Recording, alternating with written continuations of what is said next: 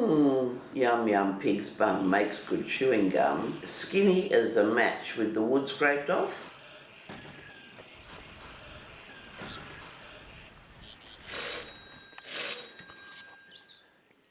I don't know if you're allowed this on a school video. Useless as tits on a bull, or an ashtray on a motorbike. Another good one.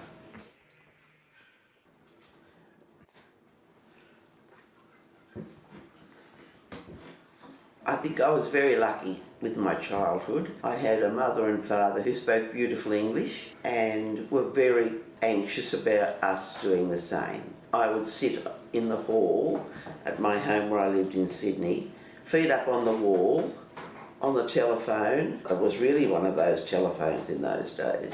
Yeah, yeah, and my mother would walk past going, "Sss, sss, it's yes, not yeah."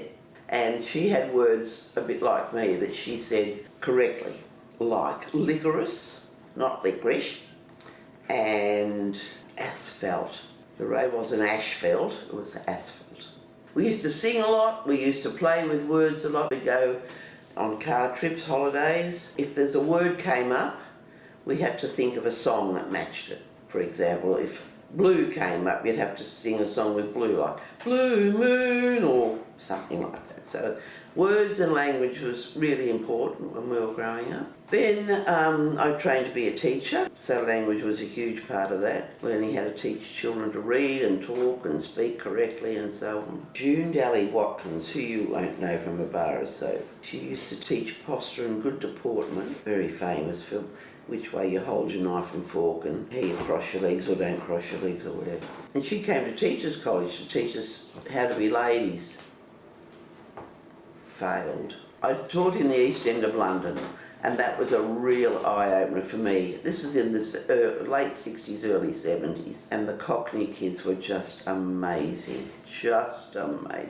their accents and so on. I taught in one school at Mile End Station. It was just a walk from there, and every morning we'd go and have an assembly, and they used to say, "God be in me head and in me heart and in me understanding, and God be at my end and at my departing. Amen." And I used to just nearly wet myself. I just thought it was the funniest thing. And this particular class were quite interesting. They'd had about 4 supply teachers, as casual teachers were called. They all left, I think, with nervous breakdowns, but I had nothing to lose. I was on holidays. I could walk out whenever I liked. I didn't need to teach. I said, "Right, you lot, you can speak in Australian and I'll speak Cockney." So that's how we turned the corner. So it was language and accents that really, and I used to meet them on weekends and we'd go and watch West Ham play soccer and all sorts. It was a lovely time. Anyway, I got back to Sydney. I wasn't ready to go back to a classroom of 40 children. I just don't think I could have handled that. So I went into Bridge Street as the Department of Education, and they said, "Oh no, there's nothing much way out western suburbs." I said, "Any courses or anything else I can do?" "Oh, there's a deafness course here," said the woman.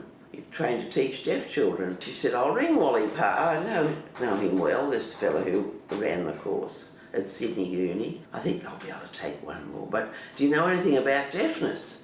I said, "Oh yeah, my grandma's deaf." "Oh, that's enough," she said. So when I went, and I had 12 months full time, and it was just all linguistics, language. So that's probably where my real love of learning a language came from. Yeah. The other thing, because Doug and I have planted a lot of Australian native trees, that's Latin, basically, the names of all those. So that my skill in that area has been kept up by having to learn pluricarpus and tetragoners and all the fancy words. When I hear people say, "have gotten this," I go, "Ooh, you have it. You don't have gotten it, you have it." It annoys me, but it's not to the point where I'm going to correct people, except my grandchildren, all the time. People use language for all sorts of reasons, and basically it's a communication tool. So long as you can be understood, that's the bottom line. I've just got a bit of a thing about it. In places like the shearing shed and proper working people, and I mean that in the best possible sense, that makes me smile more than, it doesn't make me cross. I just love it. The malapropisms, that they come out with are very, very special, very, very funny. A day without laughing and music and reading, I don't think it's really much of a day. You'll ask people, oh, what was your favourite book as a child? And there's always one that they'll come back to that their mum or dad read to them ad nauseum. They're just, I think, so important. Yeah. My dad was particularly funny with language.